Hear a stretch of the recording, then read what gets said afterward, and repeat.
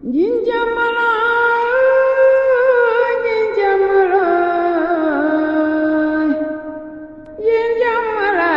baylay doyngano. Mbokki jullit ñi mbokki axlullaahi Laye Mamadou Makhtar nuyu nañu leen del si ngeen ci seen journal waajtaayu appel ànd si ba tey ak Layeen Digital Nurul Mahdi ak ñi nga xamante ni ñooy Jàmmalaahi Events tey nag dañ leen demaloon Yoff fekkee fa benn point de presse bu am solo lépp ngir waajal 140e commémoration de l'appel de Seydina Limamou Laye si noonu Seydina Issa Laye ibnu Seydina Abdullahi coordonnateur général de l'appel yëkkati na fa ay kaddu yu am solo dañ leen di bàyyi rek ngeen xool élément bi ñu dikkaat. balaa may tàmbali nag ci lu mel nii muy xew-xew bu rëy bu am solo réewum Sénégal bokk ko waaye damay wax ni al alamul islami moom ko bu la neexee sax nga ne al alamu kulluhu adduna sëpp kon mu jóge ci kilifa goo xamante ni fii ñu toog tey jii muy Seydina El Hadji Abdoulaye Thiaw Laye al xalifatul am bi nga xamante ni tey lii ñuy def gannaaw yàlla moo ko daan def ba tey la ko gën di def turam nag ci laay nuyoo réew mépp balaa may tàmbali jëkkën na ca sunu kilifa diine yëpp ci réew mi ndax xew-xewul islam la Sénégal moom ko al islam nag ni ko arab di waxee kullun laa yatajazza du tas benn rek la kon xew-xew bi ci réew mi moom El Hadji Abdoulaye Thiaw ak kilifa diine yi réewum Sénégal ci lislaam noo ko bokk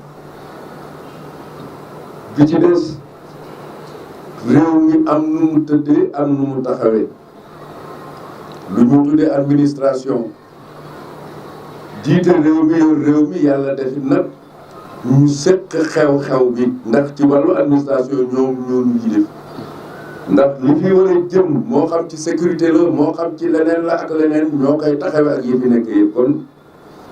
këram ne ci bopp réew mi di président de la République Macky Sall ak ñi koy jàppale rawatina le ministre de l'intérieur bi nga xamante ni mooy jiite CRD bi ak ñi topp ci moom ñëpp muy seen xew-xew moom nag particularité bu rëy rëy Ameth nekkit ci région de Dakar ku wax Ndakaaru li ëpp ci yëfi yëngu-yëngu réew maa ngi fi kon muy xew-xew bu am importance boo ko doon tey xool tey ci agenda nangamu Sénégal bokk na ci xew-xew faar yi ne ci réew mi loolu nag ak contexte bi ak fi jamono toll mu am nag beneen taxawaay bu xamante ni xëj na war na ci nguur gi mais war na ci ñun ñi tim kon war nañoo mën a coordonner suñu action ba lépp lu nga xamante ni macha allah ñaan nañu yàlla rek a mën a matale nag ñun mënul lenn waaye sañ nañoo jóg dox ñaan jàppalante téyante ba li ñu nam ci xew-xew bi mu am. gis ngeen ko noonu mbokk yi mu nekk discours bu am solo boobu nga xamante ni moom la Seydina Laye ibnu Serif Abdullahi yëkkati mu nekk coordonnateur appel bi waaye mbokk yi ku déglu discours boobu xam ne nekkul discours boo xamante ni c'est propre à la communauté layène mais dafa nekk discours boo xamante ni képp kuy mindeef nekk ci àdduna bi amal na la njariñ moom Seydina Laye ñu koy jaajëfal bu baax ci discours bi waaye tamit lancé waale na thème bi nga xamante ni mooy thème mu appel bi muy le rôle de l'éducation dans la lutte contre l'extrémisme wax na si nga xamante ni moom la si Seydina Limamou Laye wax ak jàngale yi si mag ñi def waaye naka noonu mbokk yi sunu ndaw tey soxna Fatou Laye Sarr seetali woon nañu ñu am solo si diine ji muy Daouda Mbaye Laye nekk coordonnateur groupement central ak ki nga xamante ni mooy imam Djibril Diop nekk président commission scientifique des Layènes dañ leen di dégtal élément bi rek te ñëwaat. waaw bismillahi rahmaani rahim ba tey ñu ngi ci point de presse pour préparer appel Seydina Limamou alayhi salaam ñu ngi taxaw ak Daouda Mbaye Laye mu nekk le vice-président du groupement central des Layènes ñu ngi koy laaj ñaari question lañ am pour Daouda première question bi mooy concernant comité yi nga wax sànq que ni moom lañ teg pour ñu préparer appel bi incha allah ñu bëgg la laaj yan comité la ak fan lañ toll ci liggéey. alhamdulilah soxna si maa ngi lay ziar bu baax a baax di njëkkee ziar sunu sang sunu xalifa Seydina Abdullah di ko ñaan mu yàgg fi lool te ànd ak wér question bi am na solo lool ndax bi ñu dégmalee léegi appel dafa am ay structure yoo xam ne ñoom lañ dénk pour ñu xalifa bi dénk leen pour ñu saytu ko ñu mën si jukki comité pilotage bi moom mooy instance supérieure bi moo joxe orientation yi Seydina Laye coordinateur général de l'appel moom moo koy diriger mu am secrétaire exécutif boo xam ne bureau groupement central mooy coordonner activités yi ànd si nag ak commission yëpp commission yi mën nañ si lim commission sécurité commission finance commission infrastructure commission assainissement commission hébergement accueil ak commission protocole ak itam commission de communication donc muy commission yu bëri nga te am solo bu ci nekk nag am na ab rôle am pour ñu mën a atteindre préparation appel bi ci façon bu mu gën a kiiwee bu mu gën a jàppandee organisation boobu nag dafa am pàcc boo xam ne état bi moom lañ ci liggéeyal moom la ñuy tuddee composante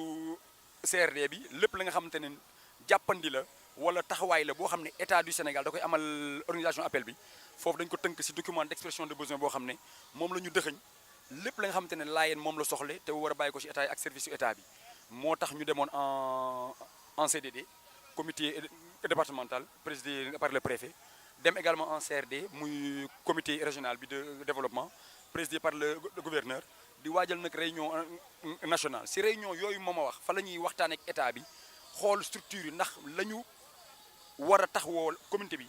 la ñu war a taxawoo organisation appel bi ndax ñu ngi ci waaw wala déet réunion nationale bi ñu ngi koy xaar fii ak fukki fan incha allah fu ñu fa demee nag ministère de l'intérieur mooy jël responsabilité par rapport ak lépp lu nga xamante ne communauté laayeen demandé na ko organisation bi ndax état bi ak ay demandement am taxaw nañ ci pour satisfaire ko waaw wala déet bi ñu defee nag ci CDD ak CRD gis nañu ne yu ci ëpp moom vraiment duñ ci am problème incha allah ci wàllu sécurité ci wàllu santé ci wàllu circulation des personnes et des biens ci wàllu assainissement ak ci wàllu infrastructure yu ci ëpp daal am nañ yaakaar ne duñ ci am problème waaye nag am na ñetti poñ yoo xam ne daf ñu soxal lool te booba léegi ñu ngi ci dox di ci wax te am yaakaar ne dina am saafara bi njëkk mooy boo leen seetloo ci rond point Yoff bi am na foofu ay travaux yéen fi gis travaux autopont ci rond point Philippe Maguilène Senghor bi foofu boo ko seetloo moo nekk principale voie d'accès bu Yoff te travaux yi fa am nii dina gàllankoor dem ak dikk bi wax nañu ak ñoom dañu war a def nag ñaareel point bi mooy problème mu Cambérène boo xoolee blocage yi am foofu ci travaux VDN bi metti na loolu même bu dul appel sax waxtama la nag bu fekkee appel la ñaari point yooyu préfet jël na décision ñu def benn visite de chantier ak Ageroute ak responsable ak waa gendarmerie ak waa police ngir xool nan la ñu mën a saafara problème yooyu trouver ay solution maanaam ay voies de contournement beneen point bi ñu soxal lool mooy problème assainissement la mooy ndox mi ngi taa ci avenue Seydina Issa Rouhou Laye ci wetu kër Imam Makhtar ci wetu kër Cheikh Ousseynou Laye boobu moom jaaxal na Yoff jaaxal na Laayeen yëpp te du ñu mën a accepter wax nañu ko dëkk bu mel ni Yoff ak selleteem gën di mindeef nga tëdd fi Seydina Mouhamad alayhi salaatu wasalaam ñuy accepter ndox mi di taa foofu wax nañu ñoom waa ONAS ne dinañ trouver une solution ponctuelle pour appel bi kenn du fa gis ndox waaye ñun li ñu bëgg mooy solution définitive dafa laaj nag ay moyens yu bëri moo tax ñu def lettre adressée au président de la République pour wax ko ne ko comme mbir mi dépassé na ONAS dépassé na ministère de l'assainissement pour moom président de la République mu jël ci ay matukaayam pour ñu régler problème boobu de façon définitive et pérenne incha allah loolu moo nekkoon économie organisation bi incha allah. kon ñoo ko déggandoo yaakaar naa ni loolu leer na beneen question bi ma am pour Daouda Mbaye Laye muy sànq wax nga ko question de sécurité ak circulation ku nekk xam na ni temps yi seetlu nañ ni Dakar circulation bi métti na trop ni mu fa demee sànq wax nga ko au niveau de Cambérène ak rond point Philippe Maguilène Senghor bi nga xam ne dañ ko tëj est-ce que yéen a ngi ci taxawaay pour mu mat pour avant appel loolu yëpp mën a nit ñi mën a dugg entrée bi facile yooyu yëpp est-ce que yéen a ngi ci. incha allah ñuy wax ne circulation des personnes et des biens ak sécurité day monopole état waaye liñ ci mën ñu ngi si boobu ba léegi mooy wax ak préfet wax ak gouverneur wax ak ministre de l'intérieur pour que ñu trouver ñu ak ministère des transports terrestres pour ñu trouver ñu solution si loolu le préfet jëlee gouverneur demandé préfet pour que mu def benn visite de terrain woo gendarmerie woo Ageroute woo police pour que ñu jéem a trouver solution aussi bien pour rond-point comme ni ko waxee sànq que pour également ouverture VDN bi parce que Cambérène li ñu demandé moo ñu ubbi ko de façon temporaire pour que mu mën a fluidifier circulation bi ci loolu lañ wax ne visite de terrain boobu ci la ñuy demee xool affaire yi ak problème mu parking yi foofu nag ngeen may ma rek ma lancer appel demander communauté Layène yëpp ñu am compréhension ak tolérance ñoo ko wax ka woon Makka ak Madina moo woote waat si soob jant di Seydina Muhammad di Limaamul Mahdi alayhi salaam kon la waxoon na moom si waxam ne la xoy mat démb la tàkk démb dina xoy mat tey kon lu ñu fi gis démb ni Makka demee ak Madina demee ba xat noonu la Yoff ak Cambérène demee ba xat kon nag ñu am si compréhension ren dañu bëgg comme ni ñu ko defee woon daaw restreindre circulation si biir urum yi maanaam li dugg biir Yoff te jege xabru bi na ñëpp préparé wu pour que vraiment ñu def plan circulation boo xam ne day tax oto yi di gaare ci biti te bañ a dugg ci biir ba mu des oto yi kilifa yi muy oto xalifa bi ak rakkam ak dignitaire yu mag yi incha allah foofu lañ waxee ni parking yi également problème la actuellement visite de chantier boobu visite de terrain boobu moom moo koy régler identifier ay parking aussi bien pour que parce que boo mobiliser oto yi ci biti laaj na nga seetal leen ay parking aussi bien pour Cambérène que pour Yoff Cambérène xam ngeen parking jamono bi am na ay travaux yu fa am fan yi mais daañu fa dem xool faisabilité bi dinañ xool également possibilité am parking ci suufu pont bi également pour oto yi moom mën a gaare pour Yoff comité Yoff bi mu ngi ñuy proposé ay parking yoo xam ne dañu bëgg ànd ak waa gendarmerie ak préfet dem xool ko saytu ko pour que oto yëpp mën fa gaare ci biir Yoff daal ñu def ko daal zone boo xam ne trafic bi dañ koy réduire parce que day poser problème mu embouteillage waaye day poser également problème mu sécurité ku ne xam na ne nit ñi ni ñuy doxee surtout si avenue bi longé Diamalaye bu ànd ak oto yu bëri yu dox mën na causer ay accident kenn ñaanu ko yàlla kon loolu daal foofu lañ toll actuellement ñu xaar daal visite de terrain bi ak réunion de sécurité bi pour mën a valider définitivement le plan de circulation bu ñu ko valider incha allah daañu ñëwaat fii ci Diamalaye Events communiquer ak waa Layène ñu xam yan disposition pratique la organisation bi jël pour mën a juguler problème yooyu noonu incha allah. waaw ñu ngi ak imam Djibril Diop mu nekk coordonnateur commission scientifique Layène ñu ngi koy laaj suñu première question muy nekk sànq dégg nañ la ci point de presse bi ngay waxtaane que ni thème bi ñuy jël ci appel bi ci yéen lay jóge alors suñu première question mooy dañ bëggoon xam thème bi noo leen di def ba jël ko wala noo leen di waxtaanee seen biir ba choisir benn thème ci biir yeneen ginnaaw bi ñu la nuyoo ba pare. maa ngi lay fay soxna si di la gërëm di la sant ci laaj bi bisimilah rahmaani rahim alhamdulilah wasalaatu wasalaam ala rasulillah thème central comme ni ñu koy jëlee comme d'habitude commission scientifique kilifa yi lañ fi nekkal ñoom la ñuy liggéeyal dañu wóolu jox ñu liberté wax dëgg yàlla waaye ñun tam ñu dem di waxtaan ak ñoom ci lépp lu mu doon balaa génn ci bitti ci wàllu thème bi ñun bu ñu xoolee ci jamono fu mu toll lu mel ne ay crise wala loo xam ne dafa sonal nit ñi dañuy xool jàngale Seydina Limaamu ci xutba bi téere bi ñu ne mbir sàngam day pourtant bu ñu jaaroon li Baay lay jàngale mbir moomu du am li mu ñuy sonal wala ou bien mbir moomu day bu ñu jëlee jàngale Baay lay mën na ko saafara loolu nag proposition bi dafay jóge ci ñun membres yi mais léeg-léeg tam ñu def appel ubbi ko ci ñi nga xam ne ay sympathisants lañu ak kilifa yi ak ñëpp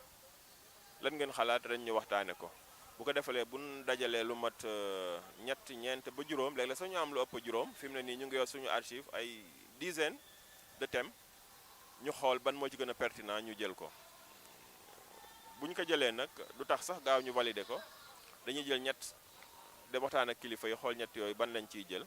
léeg-léeg ñu yóbbu benn lañu yóbbu ñaar wala ñett bu dee waxtaan ak ñoom aussi ñoom itam du ñëw ne jël leen biir dañ naan man de nii laa gisee ñu waxtaan ba sentir na ñoom ñu ngi màcc jëm ci benn ñu daal jël benn boobu continuer waxtaan bi ñu ci bari ci ñoom dañ lay wax ne bii day wax dëgg yàlla macha allah yokkal ñu ay aaya yokkal ñu ay hadis waxu Baay Laay alayhi salaam mooma démb mooma tey bu ko defee ñun ñu jël note après continuer suñu argumentation ci biir xutba bi ñu xool problème boobu yan paragraphe la ñuy utiliser yoo xamante ni bi mooy nekk solution ci problème boobu ci biir loolu itam daañu yóbbaale waa groupement central Layène ndax ñoom itam suñu titre lañu ci benn côté bi